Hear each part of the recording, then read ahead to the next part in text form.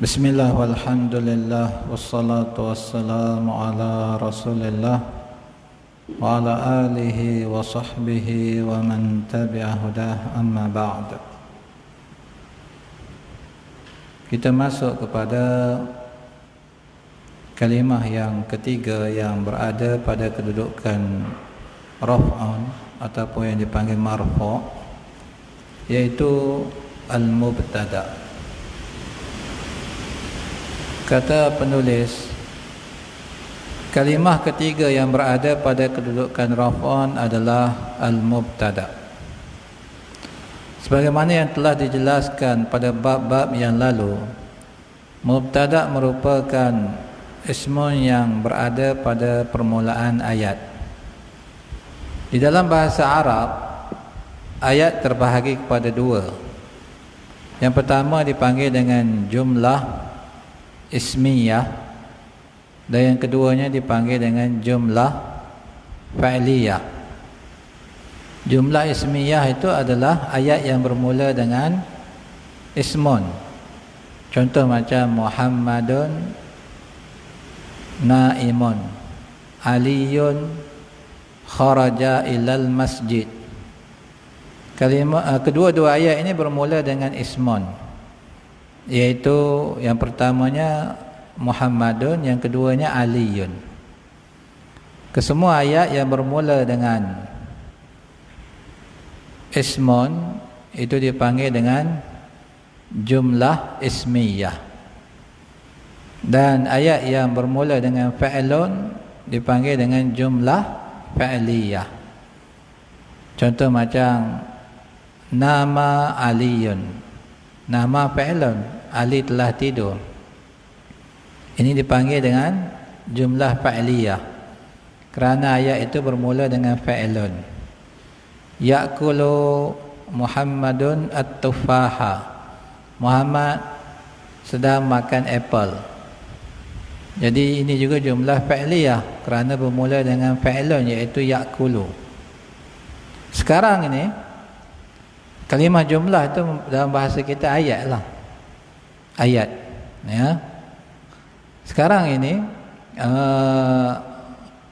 bagi jumlah ismiyah ini yang dikatakan bermula dengan ismun ini, ismun yang berada pada permulaan ayat ini dipanggil dengan mubtada', ya.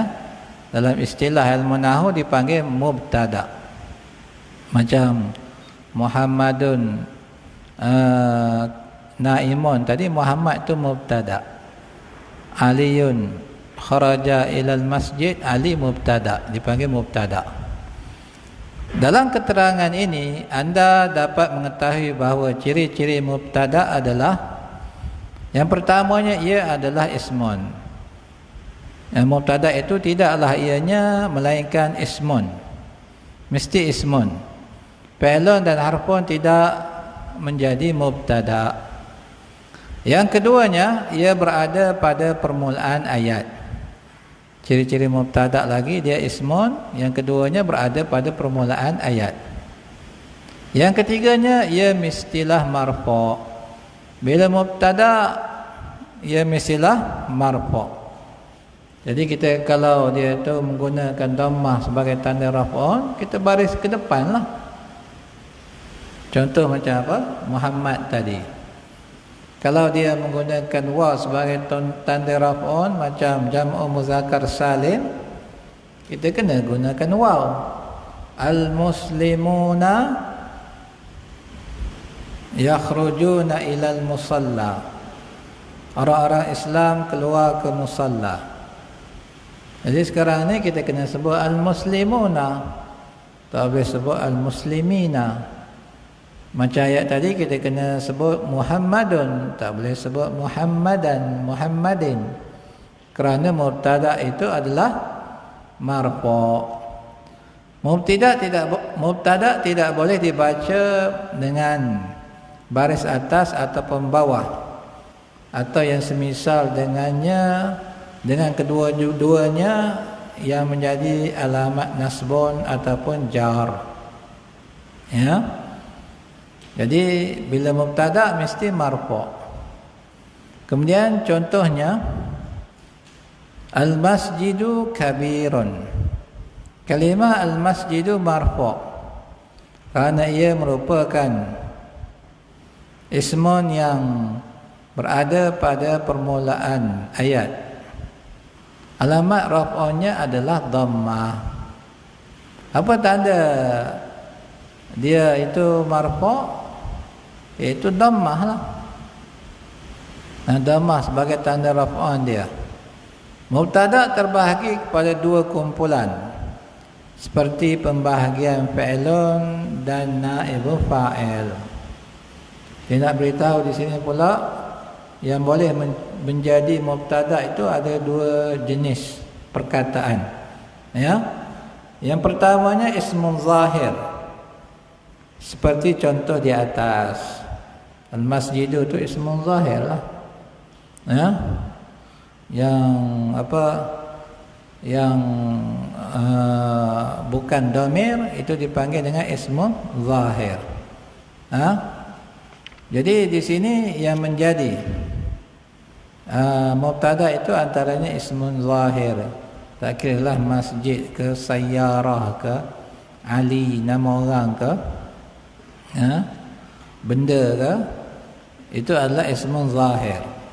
Yang keduanya dhamir. Yang boleh menjadi mubtada lagi adalah dhamir ganti nama. Ianya ada 12. Dhamir yang boleh menjadi mubtada ini dia ada 12. 2 daripadanya untuk mutakallim, 5 untuk mukhatab dan 5 untuk ghaib. Hari itu kita dah cerita dah apa makna mutakallim. Mutakallim artinya yang bercakap. Mukhatab yang ditujukan kepadanya percakapan, dan ghaib adalah yang diceritakan tentangnya. Ya, dulu kita dah belajar apa dia dhamir-dhamir yang masuk kepada fa'ilun yang menjadi fa'il. Ianya juga ada 12. Ya. Sekarang ni kita nak belajar pula dhamir yang boleh menjadi mubtada'. Dia lain sikit dengan dhamir yang menjadi fa'il bagi fa'ilun. Ya. Yang pertamanya dhamir mutakallim. Yang boleh menjadi mubtada adalah ana dan nahnu. Ana makna dia apa? Saya. Nahnu kami. Ya. Bila kita nak gunakan saya dan kami sebagai mubtada, kita kena pakai apa? Ana. Kena pakai nahnu. Hari itu kita belajar dalam bab fa'il. Saya kalau menjadi fa'il, dia guna huruf apa? Huruf ta. Tu saya. Dan kalau kami na. Akal tu, akal na. Itu yang digunakan untuk menjadi apa? Menjadi fa'il bagi mubtada, bagi fa'ilun. Sekarang ini kalau nak digunakan sebagai mubtada, kita tak boleh pakai tu dan tak boleh pakai na. Ia guna dhamir yang lain, iaitu apa? Ana dengan nahnu. Contohnya ana talibun. Saya seorang pelajar. Nahnu tullabun. Kami adalah para pelajar.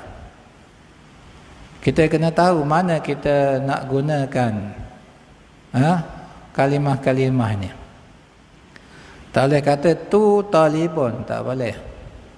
Ya. Tu talibun. Dah tu saya, tak boleh.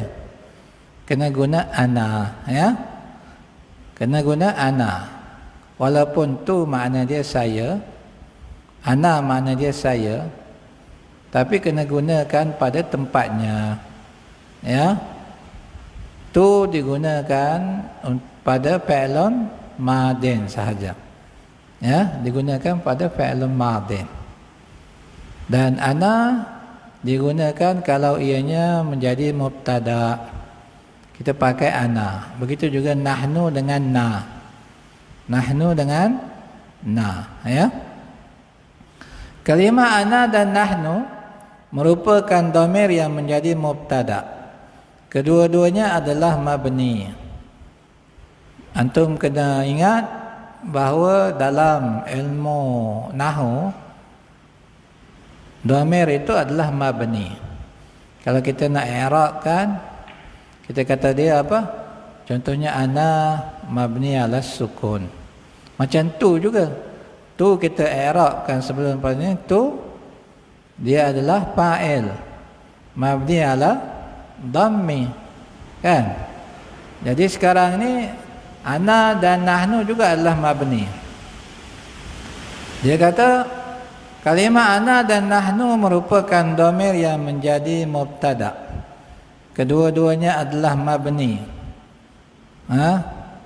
Kalimah ana mabni ala sukun dan nahnu mabni ala dhammi. Artinya tetap berada dalam baris hadapan. Dia tetap berbaris di hadapan, tak berubah dah. Kedua-duanya berada pada kedudukan raf'an kerana menjadi mubtada. Nanti bila belajar kitab Arab ataupun kelas yang tinggi lagi, dia akan ajarkan kita macam mana nak i'rabkan dhamir-dhamir ni. Ini disebutkan secara ringkas saja dalam bahasa Malaysia. Kita katakan ana mubtada mabni ala dhammi. Dia tetap berada mabni ala sukun, ya. Dan dia tetap maknanya dia tetap berada dalam keadaan berbaris mati. Dan dia berada di tempat raf'an kerana menjadi mubtada. Dalam bahasa Arab dia sebut apa? Fi mahalli raf'in mubtada, macam itu dia kata, ya. Kemudian yang keduanya, jadi dhamir mutakallim yang kita gunakan sebagai mubtada itu ada dua, iaitu ana dengan nahnu. Yang keduanya dhamir mukhatab. Dhamir mukhatab yang boleh menjadi mubtada adalah anta, anti, antuma, antum, antunna. Ya, dia ada 5. Seperti juga yang dalam bab fa'il kita belajar untuk mukhatab tu pun ada 5. Ya. Dalam bab mubtada pun ada 5. Iaitu anta untuk apa? Orang lelaki. Kalau kamu seorang orang lelaki kita pakai anta. Kalau perempuan seorang, kamu juga, kita pakai anti, ya, tapi untuk orang perempuan. Kalau 2 orang, antuma. Lelaki ke perempuan pakai antuma. Kalau kita bercakap dengan 2 orang lelaki ataupun 2 orang perempuan, kita pakai antuma. Antum untuk lelaki yang ramai, antunna untuk perempuan yang ramai, ya. Dhamir anta digunakan untuk seorang mukhatab lelaki. Contohnya anta mujtahidun, kamu seorang yang bersungguh-sungguh. Ini untuk lelaki, kita pakai anta.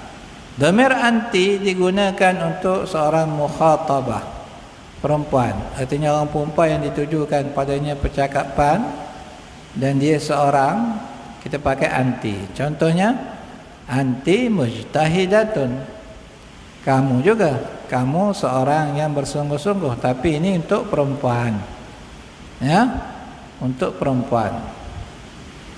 Kemudian dhamir antuma digunakan untuk 2 mukhatab, sama ada lelaki atau perempuan. Contohnya antuma tusafirani ghadan, kamu berdua akan bermusafir hari esok.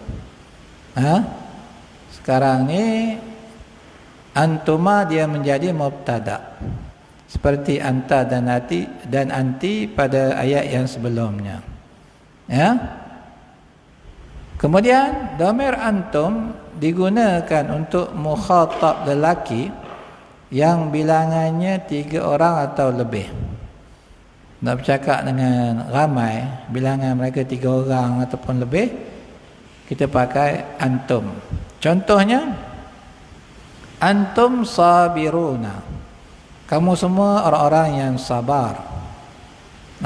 Jadi antum dia mubtada. Dhamir antunna digunakan untuk mukhatab perempuan yang bilangannya 3 orang atau lebih. Contohnya, antunna muti'atun, kamu semua orang-orang yang taat. Ini kamu semua di sini maksudnya perempuan. Jadi dia menjadi mubtada, antunna menjadi mubtada. Jadi kalau kita nak kuasai ilmu nahwu, kita kena hafal lah dhamir-dhamir ni. 12 dhamir ni kita kena hafal. Seperti juga dengan dhamir yang ada pada fa'il, kita kena hafal dia. Ya. Kemudian yang ketiganya dhamir ghaib. Dhamir ghaib yang boleh menjadi mubtada ada 5, iaitu huwa, huma, hum, hiya dan hunna. Dhamir huwa digunakan untuk seorang ghaib lelaki. Kalau seorang kita pakai apa? Huwa. Huwa tu maknanya dia, ya. Dia, huwa fahimun, dia faham. Nak merujuk kepada lelaki seorang, kita pakai huwa. Ya. Dhamir hiya digunakan untuk seorang ghaib perempuan. Jadi anak tulis ni ringkas-ringkas je. Kalau perempuan ghaibah patutnya. Ya. Kalau perempuan ghaibah, lelaki ghaib. Jadi kita ini kitab Melayu, kita gunakan yang mudah sajalah. Ya. Kalau nak sebut gaib ke, lain pula maknanya. Gaib itu maknanya apa? Makna yang kita bercakap tentangnya. Kalau orang Melayu sebut gaib tu hilang, maknanya hilang. Dah gaib dah dia, maknanya hilang. Sekarang ini, kalau untuk perempuan seorang, kita pakai hiya. Contohnya apa? Hiya fahimatun, dia faham. Kita kena pakai tak marbutah lah, merujuk pada perempuan. Kalau huwa fahim, hiya fahimatun. Anta mujtahidun, anti mujtahidatun. Itu beza antara lelaki dan perempuan. Dari segi percakapan dalam bahasa Arab, kalau orang Melayu sama saja. Kamu lelaki perempuan sama saja, dia lelaki perempuan sama saja. Bahasa Arab lain. Itu keunikan bahasa Arab. Hatta pada percakapan pun dibezakan di antara lelaki dan perempuan. Ya. Kemudian pula dhamir huma digunakan untuk dua ghaib, sama ada lelaki atau perempuan. Kalau huma boleh lelaki perempuan. Ya. Contohnya apa? Huma tabibani. Mereka berdua merupakan dua orang doktor. Huma tabibatani. Mereka berdua merupakan dua orang doktor. Tapi di sini merujuk kepada perempuan.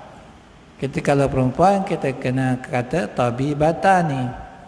Kalau lelaki tabibani.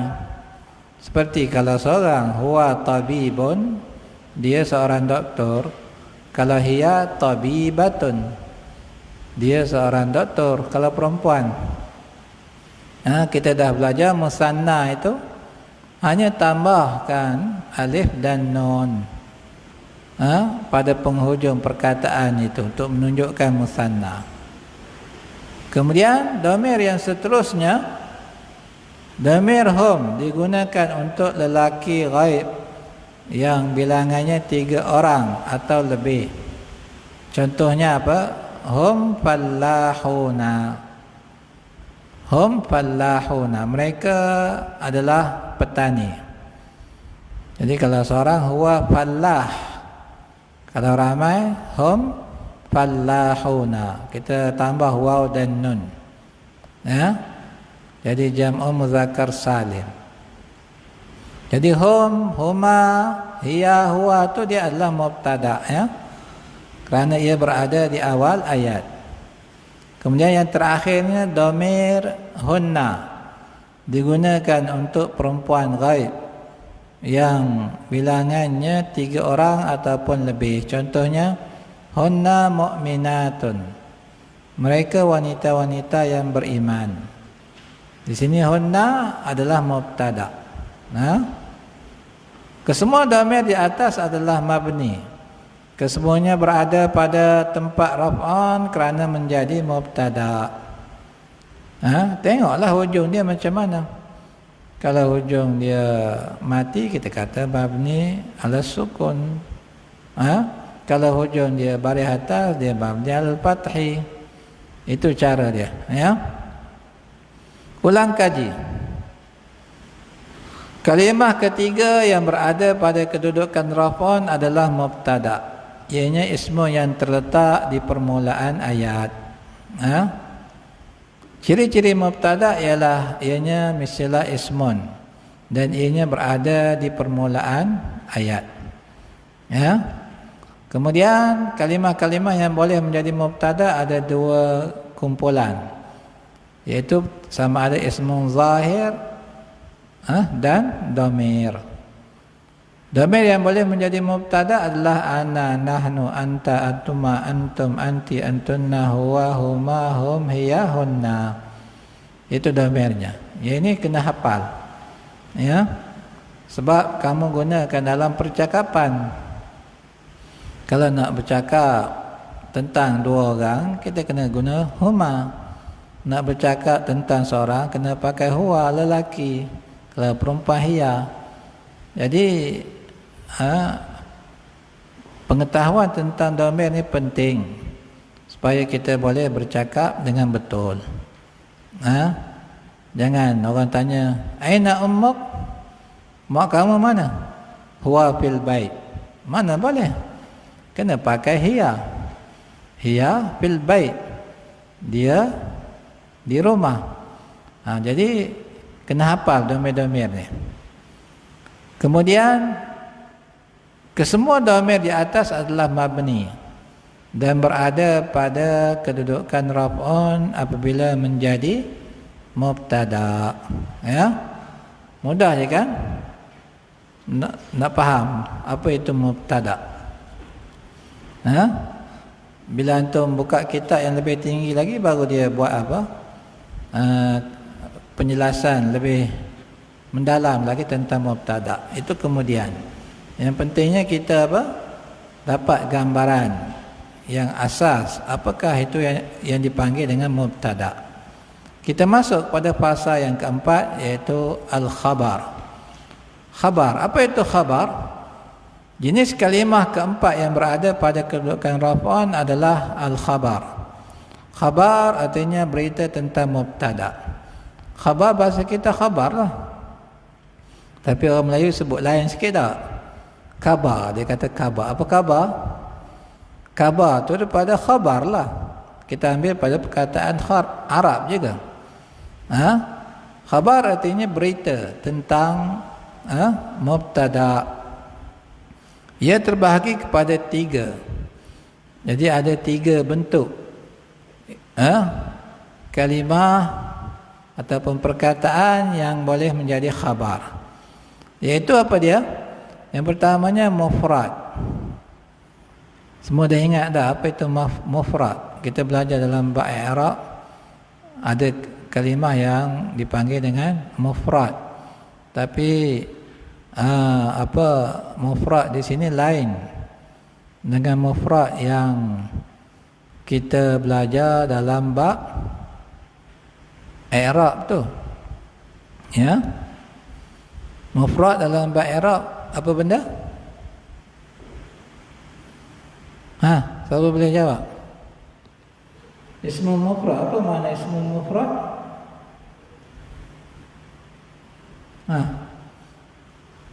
Tak nak jawab, nak jawab. Ismul mufrad itu adalah kalimah yang merujuk kepada bilangan yang satu. Yang merujuk kepada bilangan yang satu. Di sini mufrad yang dimaksudkan di sini apa dia? Mufrad yang apa dia? Ya? Yang dimaksudkan di sini satu perkataan saja. Artinya dia bukan ayat ataupun syibhu jumlah yang menyerupai ayat. Maknanya apa? Kalau merujuk bilangan yang ramai pun, tapi dia satu perkataan saja, itu dipanggil mufrad juga. Contohnya kita kata at-tullabu naimuna. Para pelajar, tullab mubtada, naimuna tidur. Naimuna ni merujuk kepada ramai ataupun seorang? Ramai. Sebab para pelajar kan. Kita tahu naimuna jam'u muzakkar salim. Ya. Tapi dia adalah dalam istilah bab mubtada khabar ni, dalam bab khabar ni dia adalah mufrad. Mufrad yang dimaksudkan di sini satu kalimah sahaja. Nanti kita akan belajar yang selepasnya dia menjadi khabar tapi bukan mufrad, bukan satu kalimah, ada 2, 3, 4 kalimah yang membentuk khabar bagi mubtada, ya. Jadi yang penting di sini yang dimaksudkan dengan mufrad di sini ianya satu kalimah sahaja. Dia bukan daripada 2 kalimah ataupun 3. Dia satu kalimah sahaja. Contohnya dia kata di sini mufrad, artinya yang menjadi khabar bagi mubtada adalah satu kalimah sahaja. Bukan maksud dia bilangan dia satu, tidak. Satu kalimah sahaja. Contohnya Zaidun qaimun. Zaid berdiri. Kalimah qaimun marfu' kerana ia merupakan khabar bagi mubtada, iaitu Zaidun. Alamat raf'unya adalah dhammah. Sekarang ini dikatakan khabar itu dia berita tentang mubtada, ya. Dia menjadi berita tentang mubtada. Apa yang kita nak ceritakan tentang mubtada? Mubtada Zaid. Apa yang kita nak ceritakan tentang mubtada ni tadi? Iaitu qaimun. Dia berdiri. Ya. Jadi di sini khabarnya adalah mufrad, satu kalimah sahaja. Satu kalimah sahaja. Kemudian yang keduanya syibhul jumlah. Ada khabar ianya merupakan syibhul jumlah. Kalau syibhun itu maknanya menyerupai. Jumlah itu ayat. Yang dipanggil dengan syibhul jumlah itu dia ada 2. Nanti kita akan ceritakan. Apa dia yang dimaksudkan dengan syibhul jumlah? Artinya menyerupai ayat. Ia bermaksud wujudnya beberapa perkataan seakan-akan ia menyerupai ayat. Menyerupai satu ayat. Kita tahu ayat itu terbentuk paling kurang pun daripada 2 kalimah ataupun lebih. Jadi syibhul jumlah ni dia terbentuk daripada 2 kalimah juga. Itu dipanggil dengan syibhul jumlah, tapi dia bukan ayat yang lengkap seperti apa? Jumlah ismiyah, jumlah fi'liyah. Jadi dia dipanggil dengan syibhul jumlah.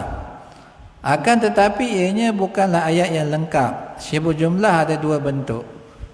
Kamu nak kenal apa itu syibhul jumlah? Ini ada 2 bentuk syibhul jumlah yang merupakan khabar bagi mubtada. Yang pertamanya terdiri daripada huruf jar dan kalimah selepasnya yang majrur. Artinya selepas pada mubtada ni datang jar majrur. Jar dan majrur. Itu dipanggil syibhul jumlah. Contohnya apa dia? Abdul Rahman fil masjidi. Abdul Rahman jadi apa? Mubtada. Sekarang datang selepas mubtada ni dua kalimah, bukan satu kalimah, iaitu ia adalah jar dan majrur. Sekarang di masjid ni, di dalam masjid ni khabar, berita tentang Abdul Rahman ataupun tidak? Berita tentang Abdul Rahman lah. Abdul Rahman berada di dalam masjid. Abdul Rahman di dalam masjid. Jadi di dalam masjid itu berita tentang Abdul Rahman. Di sini khabarnya bukan mufrad, sebab ada dua kalimah, iaitu huruf jar fi dengan al-masjidi, yang majrur dengan fi ini tadi. Ini dipanggil dengan apa? Syibhul jumlah. Jadi bentuk yang kedua bagi khabar adalah syibhul jumlah. Dan syibhul jumlah itu pun ada dua. Di sini yang pertamanya dia adalah jar majrur.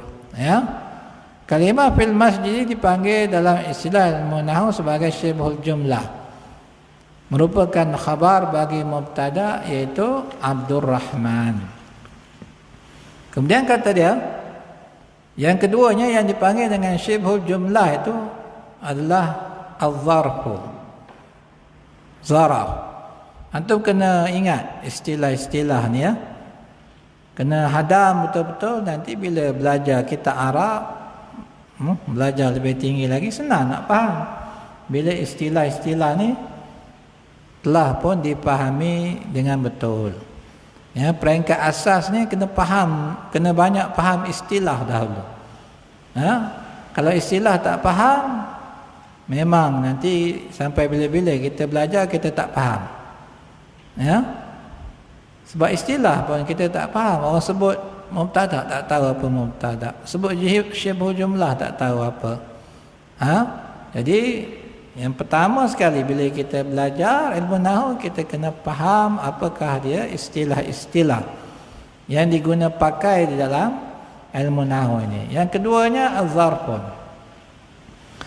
Artinya kalimah yang menunjukkan tempat atau masa yang mempunyai hubung kait dengan sesuatu perkara. Kalimah ni menunjukkan tempat ataupun masa. Tempat ataupun masa yang menceritakan tentang sesuatu ni tadi. Sekiranya ia menunjukkan tempat, ia dipanggil zarful makan. Kalau merujuk pada tempat, macam apa? Di atas, di bawah, itu dipanggil apa? Zarful makan. Sekiranya ia menunjukkan masa, ia dipanggil dengan zarful zaman. Contohnya apa? At-ta'iru fawqal ghusni. Burung di atas ghusnu, bukan pokok ya, ghusnu dahan. Ini salah cetak ya. Al-ghusnu dahan, bukan pokok ya. Ghusnu digunakan untuk dahan, untuk ranting, dipanggil al-ghusnu ya. Sekarang ni at-ta'iru jadi mubtada. Fawqal ghusni, fawqa di atas. Fawqa inilah dipanggil dengan zarful makan, menunjukkan tempat ya, di atas dahan. Sekarang ini ianya terbentuk, khabar ini terbentuk daripada dua perkataan, iaitu zarf makan dengan yang selepasnya, yang disandarkan zarf makan ini kepadanya. Di sini fawqal ghusni.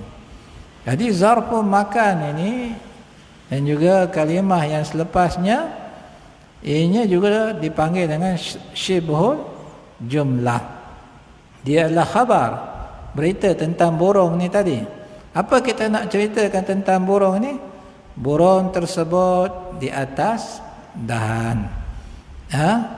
Kemudian as-suhuru qabla al-fajri. Makan sahur itu sebelum fajar. Bila kita bersahur sebelum terbit fajar.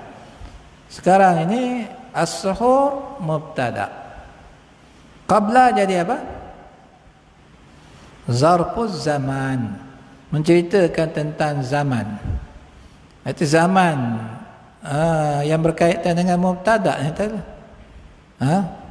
Makan sahur itu sebelum fajar. Jadi qabla, sebelum, ba'da, selepas, itu adalah sebahagian pada zarfuz zaman. Jadi qabla al-fajri ialah khabar bagi as-suhur. Jadi ini juga dipanggil dengan syibhul jumlah. Kalimah fauqa adalah zarful makan. Ia menunjukkan tempat burung tersebut. Tempat burung tersebut berada. Kalimah qabla pula adalah zarfuz zaman yang menunjukkan masa bagi mengambil makan sahur. Mengambil makanan sahur. Sepatutnya tak? Ataupun masa bagi bersahur. Kedua-dua gabungan kalimah ini, fauqal ghusni dan qabla al-fajri, dipanggil syibhul jumlah, menjadi khabar bagi mubtada.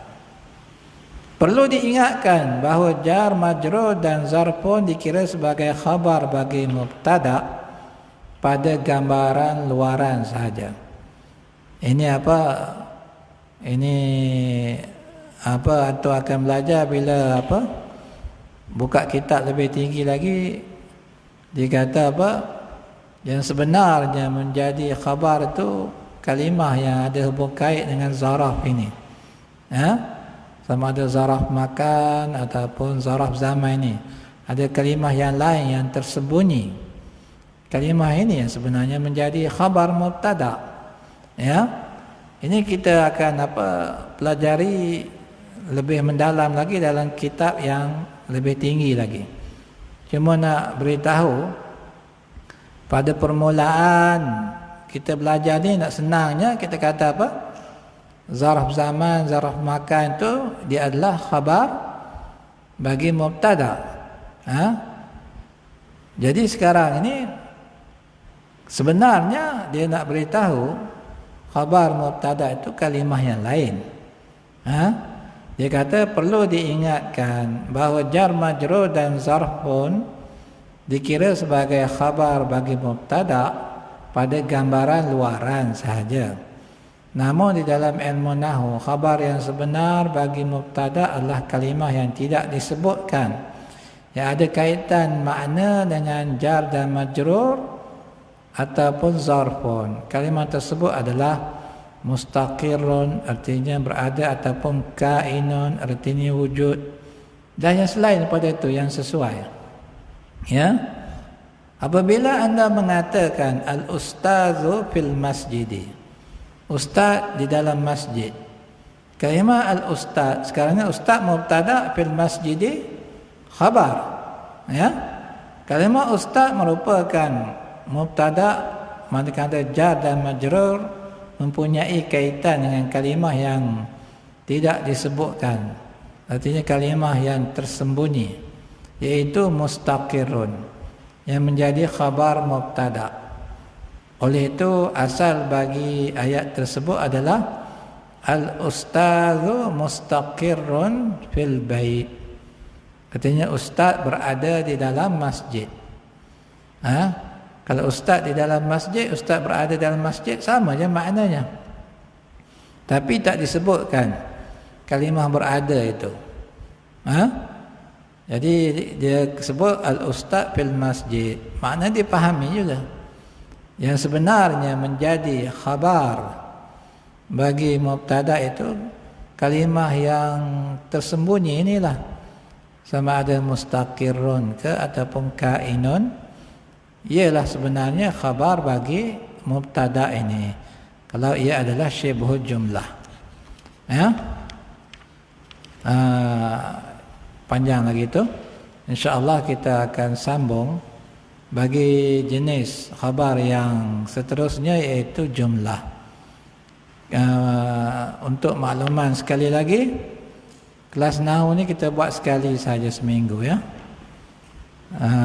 Kelas Nahu sekali saja seminggu, hari esok ditukarkan kepada kelas Tauhid. Subhanakallahumma wa bihamdik, asyhadu an la ilaha illa anta, astaghfiruka wa atubu ilaik.